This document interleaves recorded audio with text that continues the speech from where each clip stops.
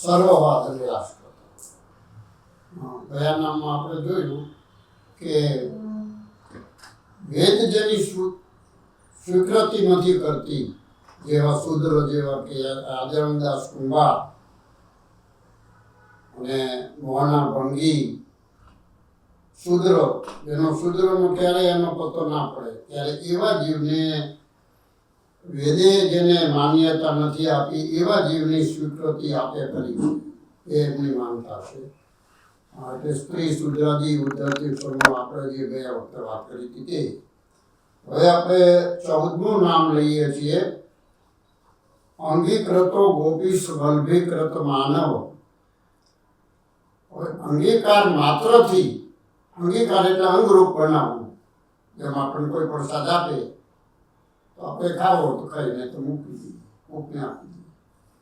ત્યારે જો ખાઈએ તો અંગરૂપ બની ગયું, એ પ્રસાદ અંગરૂપ બની ગયો. એવી રીતે જે સર્વાત્મ ભાવવાળા ગોપીજનો છે એનો અંગીકાર કરીને ઠાકોરજીના પ્રિય બનાવે છે. ગોપીશ એટલે ઠાકોરજી, ગોપીજનોના ઈશ એટલે એને ગોપીજનોના ઈશને વાલા બનાવે છે, પ્રિય બનાવે છે. એટલે મહાપ્રભુજીએ બ્રહ્મ સંબંધ આપ્યું એટલે શ્રીનાથજી પ્રગટ થયા. જરા મહાપ્રભુજીને થયું કે આ જીવને મારે હવે કેવી રીતે ઉદ્ધાર કરવો. આ તો બધા ભરેલા છે પ્રવાહી જીવની જોડે, તો આનો હાથો હોય યાર મારે કેવી રીતે કરવો, આવા જીવને પ્રભુ સાથે જોડવા. આવો વિચારમાં ત્યારે સાક્ષાત ગોકુળચંદ્રમાંથી પ્રગટ થયા શ્રાવણ સુદ એકાદશીના રોજ રાત્રે કે ભાઈ વલ્લભ તમે આવી ચિંતા ના કરો. I authorize you to accept persons.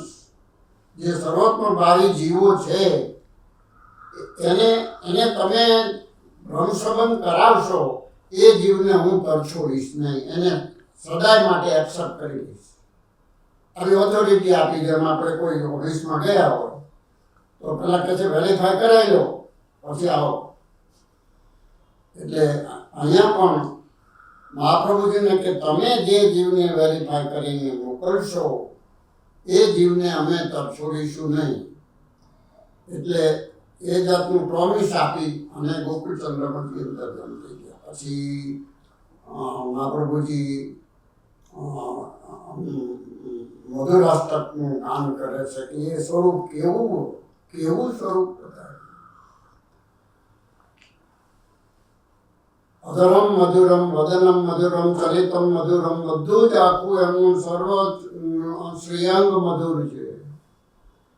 એવું મહાપ્રભુજીએ દર્શન કર્યા. એટલે આવું સ્વરૂપની જોડે સંબંધ કરાવી આપે છે મહાપ્રભુજીનો ઠાકોરજી જોડે. એ ગોપીશ વલ્લભીકૃત માનવ એટલે વલ્લભીય જીવને વલ્લભીય બનાવે છે. દ્રષ્ટાંતમાં રામાનંદ પંડિતજી ત્યાં મહાપ્રભુજી મુકામ રાખ્યો અને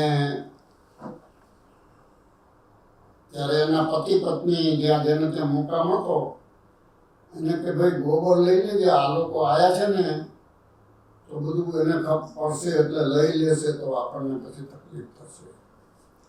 અને મહાપ્રભુજી આ સાંભળી ગયા કે તમે અમારી જોડે આવેલા વૈષ્ણવોને શું સમજો છો?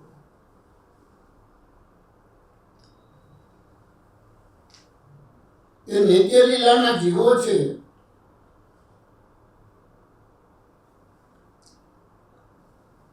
એનું પાણી માગવું અપમાન છે.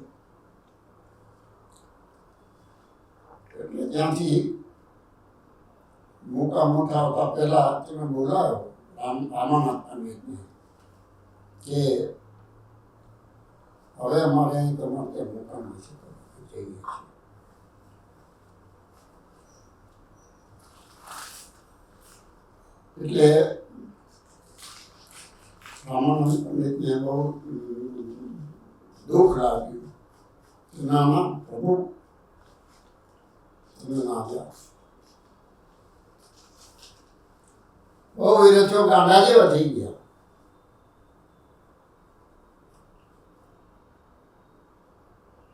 પણ પોતાના સેવકનું અપમાન આ રીતે કે અને આ રીતે તમે ગણો નિત્ય લીલાના જીવને એ મારું અપમાન છે. જ્યાં મારું માન ના રહે ત્યાં મારે રોકાવાનું કોઈ મતલબ નથી. હવે રામાનંદ પણ એ તો ગાંડા જેવા ફરે છે. અને એક વખત બજારની જલેબી લાયા અને ઠાકોરજીને ધરાવી શ્રીનાથજી. તો શ્રીનાથજી આવ્યો ગયા. પછી ખ્યાલ આવ્યો કે ભાઈ આ જલેબીનો ટૂંક રહી ગયેલો. એટલે કે પ્રભુ આ કોણે આવ્યો? તો કે ત્યાં જેને તરસોડ્યો છે તેને કહ્યું છે કે અમે તારો ત્યાગ કરીએ છીએ. મેં આપને વચન શું આપ્યું હતું વલ્લભ, કે જે જીવને તમે સોંપશો એ જીવને અમે નહીં છોડીએ.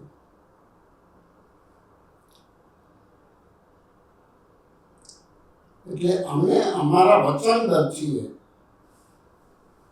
જેમ પેલું કહે છે ને પ્રાણ જાય વચન જાય, એવી રીતે શ્રીનાથજી એ આ દ્રષ્ટાંતથી એટલે આપણે બી સમજવાનું છે કે વૈષ્ણવજન છે એ નિત્ય લીલામાંથી છૂટા પડેલા જીવ છે. એટલે એનું અપમાન કરીએ તો ઠાકોરજીને જરૂર દુઃખ થાય છે. એ આપણને દ્રષ્ટાંત રૂપી સમજવા જેવું છે. અને અહીં તો વચન આપેલું એટલે શ્રીનાથજી આપણે આ કંઈ કોઈ નાટક નથી. એ વચન આપ્યું કે ભાઈ તમે જે જીવને એટલે મહાપ્રભુજી જેને પસંદ કરીને મોકલે છે. જેમ આપણે વિઝા લેવા જાઓ તો એ સર્ટિફાઈ કરે તો જ આગળ પ્રોસેસ થાય.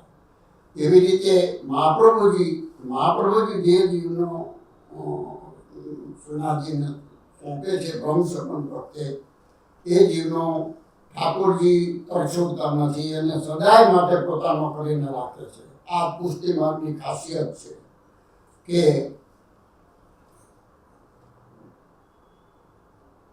એ આપણે આગળના નામમાં આવશું અંગીકૃતો સમર્યાદ. એ હવે પછીના પણ એ આજે દ્રષ્ટાંતથી આપણને કહ્યું કે પોતાના એ ઈષ્ટ બનાવે છે અને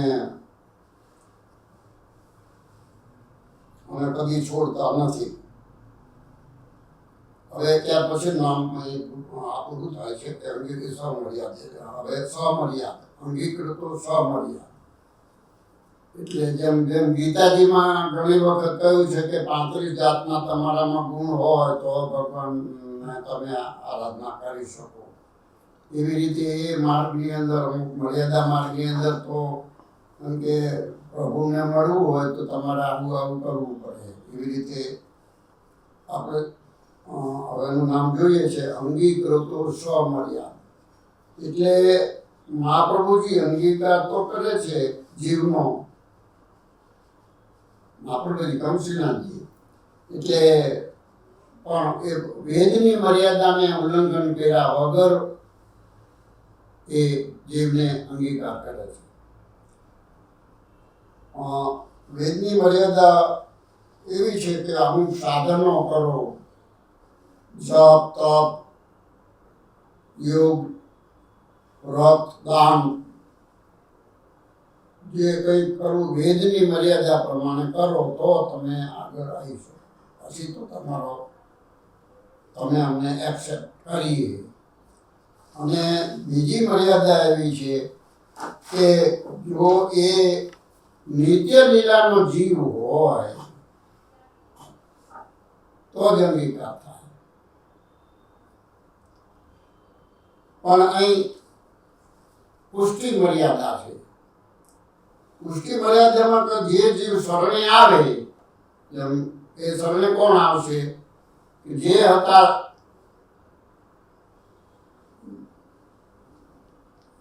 એ વખતના જીવ એ જ શરણે આવશે.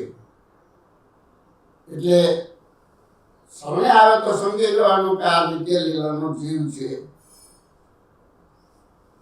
અને એટલે એ રીતે મહાપ્રભુજી શરણે લે છે જીવને. મર્યાદા તો એ જ છે કે તમે બ્રહ્મ સંબંધ લો અને પછી તમે સેવાના અધિકારમાં લે છે. આ મર્યાદા છે, પુષ્ટિ મર્યાદા. કે તમે બ્રહ્મ સંબંધ વગર તમને અધિકાર સેનાકીયની સેવા કરવાનો મળતો નથી. આપણે આ સ્વરૂપ એવું છે કે જે મર્યાદામાં ગમે તે કરી શકે, ગમે તે સ્વરૂપ પધરાવીને કરી શકે, એવું આ પુષ્ટિમાં નથી. તમે બ્રહ્મ સંબંધ લો પછી તમને અધિકાર મળે છે. અને બ્રહ્મ સંબંધ લીધા પછી પણ તમારે બ્રહ્મ સંબંધ લો છો તે તમારા દોષ જતા રહે છે. તમારા જે નડતર રૂપ છે, સહજ દોષ, જે બધા જે 4-5 જાતના દોષ છે જીવના, પેલા અત્યંત કે સહજ દોષ કે જીવની સાથે આવેલા, જન્મની સાથે આવેલા, અને એ બધા જે દોષો છે, સંયોગ દોષ, એ બધા દોષો છે તમારું નિવૃત્ત થાય છે. પણ ફરી ના લાગે એટલા માટે તમારે અસમર્પિત ના લેવું, અન્યાશ્રય ના કરવો, અસત્સંગ ના કરવો, સદાય સત્સંગમાં રહેવાનું. એટલે અન્યાશ્રય કરો એટલે આને મૂકીને બીજાને પકડો, એ અન્યાશ્રય છે. ઘણા લોકો કહે છે કે મહાદેવજી જ મોટો દેવ છે, આપણે એને ભજીએ. કોઈને વળી ચમત્કાર મળે કે કોઈ આ મહાદેવી છે ને એ ચમત્કારી છે, તો એમાંથી કશું મળે તો અહીંયા ભાગી જાઓ. એ હવે બધો અન્યાશ્રય છે. અન્યાશ્રય એટલે અન્યનો આશ્રય છોડીને, જેમ કોઈ સ્ત્રી પુરુષને પરણી હોય તો એનો આશ્રય છોડીને પડોશમાં ફાંફા મારે એટલે એ અન્યાશ્રય છે. એ અન્યાશ્રય પ્રભુને ગમતો નથી. આશ્રય એક જ રાખો, અનન્ય આશ્રય, અન્યાશ્રય નહીં. તમે અમારા અનન્ય થાઓ. એટલે અહીંયા અનન્યતા મુખ્ય છે પુષ્ટિ માર્ગની અંદર. અને નવા દોષ ના લાગે માટે તો આ ખાસ કારણ શું છે કે તમે સમર્પિત કરો છો ને, એટલે બધી વસ્તુના બધા દોષો જતા રહે છે ઠાકોરજીને સમર્પિત કરવાથી. કારણ કે ઠાકોરજી તો કંટ્રોલમાં છે, એટલે એ તમને એમાં તમે જે વસ્તુ સમર્પણ કરો છો એટલે એ નિર્દોષ થઈ જાય છે. કોઈ કંઈક દવા ખાઈએ છીએ, દવા સમર્પણ કરવાની, પણ ભાવના એવી કરવાની કે હું સ્વસ્થ રહું માટે આ લઉં છું, તો તમને દોષ ના લાગે. કારણ કે જે નિમિત્ત ઠાકોરજી છે કે તમને જે મીરાબાઈએ દવા ધરાવી, તે આપેલું ઝેરનો કટોરો ધરાવે, તે બધું મર્યાદા છે. મર્યાદા એટલે ઠાકોરજીમાં જેને વધારે પ્રેમ નથી એ મર્યાદા, લિમિટ્સ. એટલે અહીંયા લિમિટ શું છે કે તમે આ જાતના નિયમો પણ રાખો કે તમને ફરી આ દોષ ના લાગે, જે સેવામાં પ્રતિબંધ જે ના થાય એવું રાખો. કારણ કે અનન્યતા હોય, અન્યાશ્રય ના હોય, પછી અસત્સંગ કે ગમે ત્યાં તમે બધાનું સાંભળો તો તમને દૂષણ લાગી જાય. કોઈ કે ભગવાનનું પણ કશું નથી, આ તો નિરાકાર છે, કશું દેવ કે એને કોઈ આકાર છે, તો પછી શું? એટલે એવી રીતે તમને અસત્સંગ તમને જુદા ભરમાવી દે. એટલે આનાથી પણ તમે બચો, દૂષણથી બચો. હરિરાયજી દૂષણ ઉપર તો બહુ જ ભાર મૂકે છે. દૂષણ જે તમારો ભાવાગ્નિ છે એનો નાશ કરી નાખે.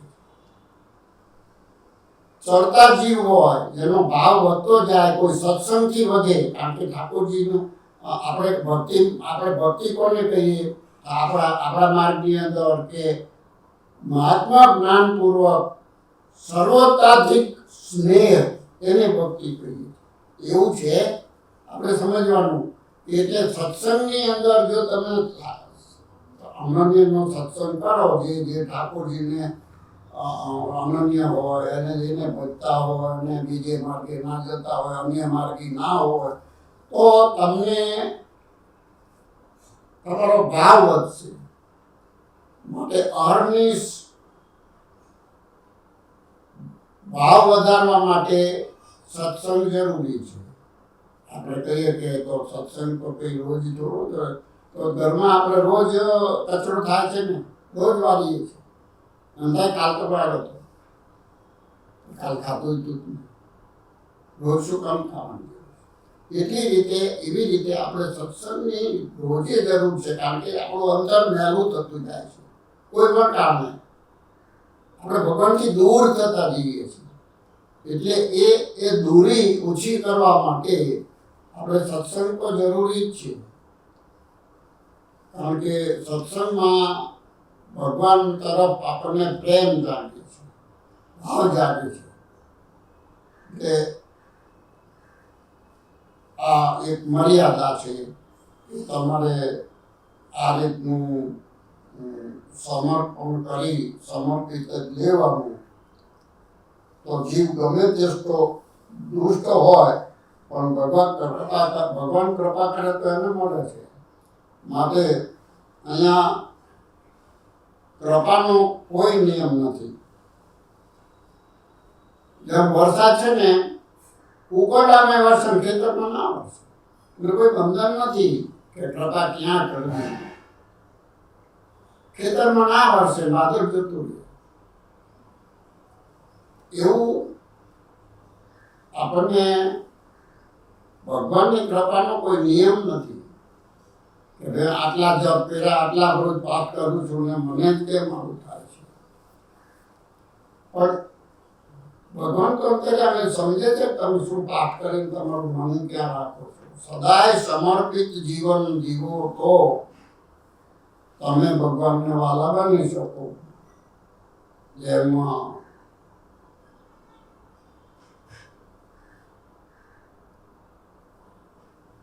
અકબરે પ્રશ્ન પૂછ્યો કે ખુદા कैसे मिले?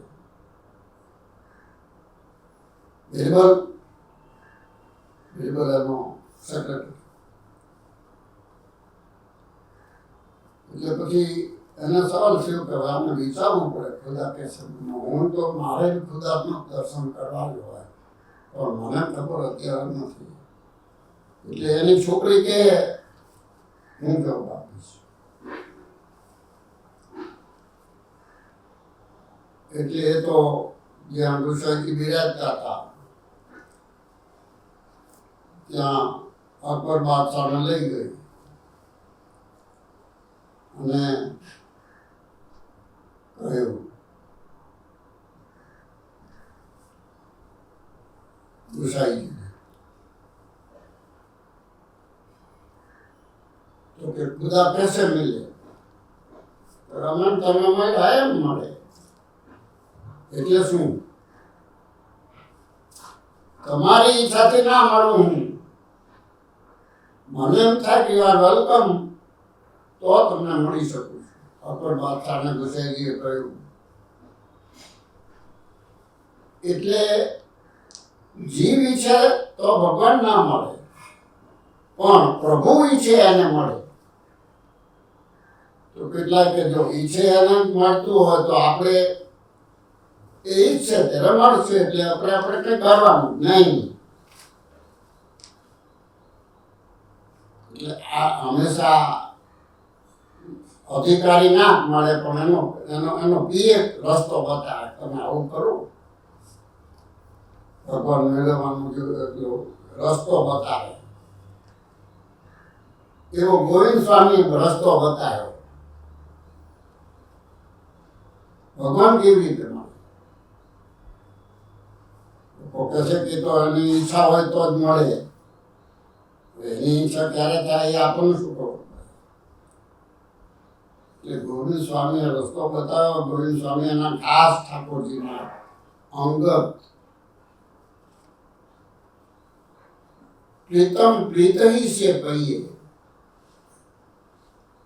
प्रीतम प्रीत ही से पहिए। अगर है शौक मिलने का तो हरदम लो लगाते जा। तमने ठाकुर जी ने मळवानी लगनी होय तो हरदम एना गुणगान गाता थई जाओ, બધું પ્રેમથી એને ધરતા થઈ જાઓ કે ભાઈ આ કટોરી પણ ધરું છું એ મારા દિલથી ધરું છું, એવો સ્નેહ જતાવો તમે। ઠાકોરજી તો બાળક કેવા છે, કોઈ પ્રકારે બાળક હઠીલો હોય કે મારે આનંદ એટલે હવે એને કેમ મનાવવું? કારણ કે બાળકની સ્ત્રીઓ એવી છે કે એના અને ઉપાયો કરો છતાં માને। આપણે આગળ જોયું ને કૃષ્ણાશ્રમમાં સ્વામીજી રીસાયા, કાં તો કોઈ ગોપીને લઈને બેઠા છે ત્યાં આપણે તો રીસાઈ ગયા। પછી બહુ મનાયા, બધાએ મનાયા।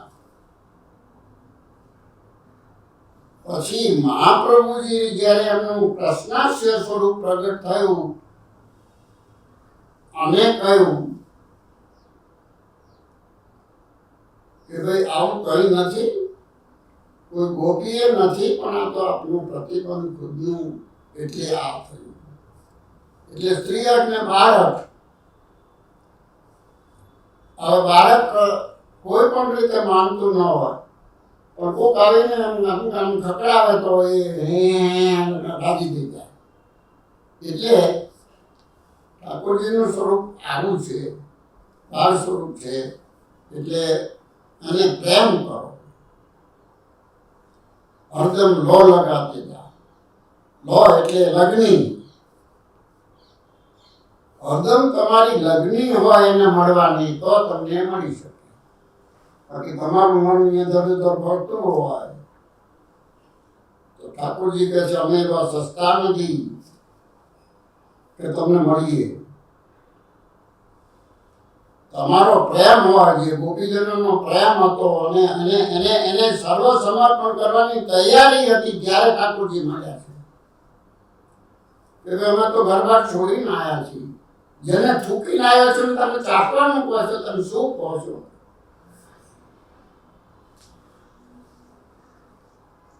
મને કઈ ગમતું નથી તમારા સિવાય। આવી આરાધના કરે એટલે રાધા કહેવાય ને, રાધા દાદા રાધા ધારા, ધારા ધારા એટલે પ્રભુ પ્રત્યેની લગ્ની, એને ધારા કહેવાય। તો તમે રાધા બની શકો। ધારા તમારી પ્રભુ તરફ વળે એ રાધા। તમારામાં આત્મરતિ છે એ રાધા છે। આત્મરતિ એટલે ભગવાન પ્રત્યેની આત્મામાં પ્રભુ પરમાત્મા બિરાજે છે, એ મહાપ્રભુએ સાબિત કરી આપ્યું છે। આત્માનંદ સમુદ્રસ્થ એટલે એ પ્રભુને તમારે બાર દર્શન કરવા માટે હરદમ લો લગાતે, એટલે એ પ્રભુ તો મળી શકે। તમારો ભાવ, તમારો પ્રેમ, તમારો સ્નેહ, એટલે આ ગોવિંદ સ્વામીએ બતાવ્યું કે તમે એને પ્રેમ બતાવો તો તમને પ્રભુ મળે। કામ શું છે કે મહાપ્રભુજી સેવાનો ક્રમ એટલે બતાવ્યો છે। સેવા શું કામ કરવી? સેવા શું કામ કરવી? સેવા એટલે પ્રેમનું પ્રાગટ્ય। કોઈને આપણે પ્રેમ હોય, ઘણી વખત પ્રેમ ન હોય, કોઈ આવ્યો હોય તો આપણે જોડે બોલીએ નહીં, અત્યારે ઉઠીને જાય। જેની જોડે પ્રેમ ના હોય તો જાય તો સારું। અને જેના તરફ પ્રેમ હોય એનું તમે સ્વાગત કરો, એને બધી વસ્તુ તમે ચા પાણી નાસ્તો વગેરે વગેરે, એટલે એ તમારા પ્રેમનું પ્રાગટ્ય છે. આપણે કે કોઈને આવે પાણીનો પ્યાલો ના આપીએ, બેસવાનું આસન ના આપીએ તો એ સમજી જાય. એટલે હંમેશા સેવાથી અને આપણો પ્રેમ બતાવી જાય કે એટલે આ રીતે તમે પ્રેમનું પ્રાગટ્ય, સેવા એ જ પ્રેમનું પ્રાગટ્ય છે. આપણે સેવા ક્રમ એટલા માટે પુષ્ટિ માર્ગની અંદર આપી, સેવા એ સાધન અને ફળ પણ સેવા. કારણ કે તમે બીજો જન્મ તમારો થાય તો તમને સેવા જ મળે, કારણ કે તમને સેવાની અંદર લાગી, તમને એની તરફ પ્રેમ છે. અને જેના તરફ પ્રેમ હોય એ પ્રેમ ઘાટો થઈને પ્રિયતમ બની જાય છે. જેમ દૂધને ઘાટું કરો તો માવો બની જાય, એના પેલા થાય. એવી રીતે પ્રેમ ઘૂંટાઈને પ્રિયતમ બની જાય છે. એટલે તમારે એ તમારા ઘરમાં પધરાવેલા સ્વરૂપને પ્રિયતમ બનાવવું હોય તો સેવાના સાધનથી, કે આપણે બ્રહ્મસંબંધ વખતે જ પ્રતિજ્ઞા કરીએ છીએ કે મારો દેહ, મારો આત્મા, મારો સ્ત્રી, ઘર, આત્મીયજનો, આલોક પરલોક બધું જ તમને સમર્પણ કરી દઉં છું. ને દાસોહમ કૃષ્ણ ત્વાસ્મિ, હું તો દાસ છું. આવી આપણે પ્રતિજ્ઞા કરીએ છીએ. અને એ પ્રતિજ્ઞા આપણા દાસપણાનું, એટલે એ પ્રેમ પ્રદર્શિત કરાય છે. એટલે પ્રેમથી ઠાકોરજી વસતા. કહેવાનો મતલબ એ કે પ્રેમ, સ્નેહ, પુષ્ટિ માર્ગમાં કેવળ એને એ સ્નેહ માર્ગ, નવધા ભક્તિથી તો તમે નવ ભક્તિ કરી, વંદન આપશે તે છે, અર્ચન વંદન, એ નવધા ભક્તિ. પછી આ તો પ્રેમ લક્ષણા ભક્તિ છે. એટલે અહીંયા આ પ્રેમનો માર્ગ છે, પ્રેમ લક્ષણા ભક્તિ. એટલે ગોવિંદ સ્વામીએ બતાવ્યું કે પ્રીતમ પ્રીત છે. સેવાનો ક્રમ એટલા માટે લોકો કહે છે અમે આટલા પાઠ કર્યા, આટલું બધું કર્યું તો હોય અમને આવું થાય છે. કોણ? ઠાકોરજી કહે છે આવો કે એગ્રીમેન્ટ મેં કર્યો તો તમારી જોડે. એટલે આપણે એવી કોઈ શરત ના રાખી શકીએ કે હું આટલું કરું છું, આમ કરું છું, તેમ કરું છું, તો મારે આમ થાય કે નથી. કોઈ ઠાકોરજીમાં કોઈ ગુને કોઈ સાનો ભાવ નથી થતો. સાનો ભાવ, કારણ કે ભક્તિ જો એટલી તમારી વધતી હોય, કારણ કે ભગવાન ભક્તિથી જ લભ્ય છે. ભક્તિ એટલે પ્રેમમાં કોઈ ફેર નથી. ભક્તિ એટલે પ્રેમ. એટલે મહાપ્રભુજી અહીંયા ભક્તિ ઉપર એટલા માટે આપણે જોયું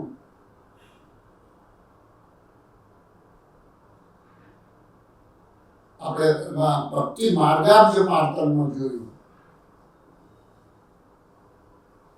કે જેમ વૈજ્ઞાનિકો પેલા એટમ્સ જોવા માટે દૂરબીન રાખે, એવી રીતે આપણે ઠાકોરજીના દર્શન માટે શું કરવાનું? એ ભક્તિ એક સાધન છે. ભક્તિ નામનો ઇન્સ્ટ્રુમેન્ટ. ભક્તિ જલ્દી નથી મળતી. ભગવાન કૃપા કરે તો જ ભક્તિ મળે. એટલે અહર્નિશનું આત્મજ્ઞાન જો હોય તો એમાં પ્રેમ થાય અને એ ભક્તિ વધે, અને ભક્તિ વધે તમને દર્શન થાય અવશ્ય. ઠાકોરજી એટલા નજીક છે, કેટલા નજીક. હવે આપણે આંખની અંદર એ પણું કર્યું હોય એટલા નજીક છે, તમને દેખાય છે? ના. તો પછી દૂરી શેની? એ ભક્તિથી દૂરી દૂર થઈ જાય. ભક્તિ એ જ સાધન અને એ જ ફળ, એ પુષ્ટિ માર્ગનું આ જ તત્વ છે. ત્રિગુણ ભાવ એ અલગ વસ્તુ છે. ત્રિગુણ ભાવ આ દાખલો આપે છે માસવાડાના ગોપાલદાસ ઉપર કેવો જલની અંજલિ છાંટીને એમને ઉદ્ધાર કર્યો. પાનસરોવર નંદગાંવમાં ત્યાં એ ઘોડા ઉપર માત્ર દ્રષ્ટિ કરીને એ ઘોડાનો ઉદ્ધાર કર્યો. આટલા દયાળુ પ્રભુ છે. એ જીવોને કૃપાની મર્યાદાથી જીવનો ઉદ્ધાર કરે છે. એ આપણને બતાવ્યું.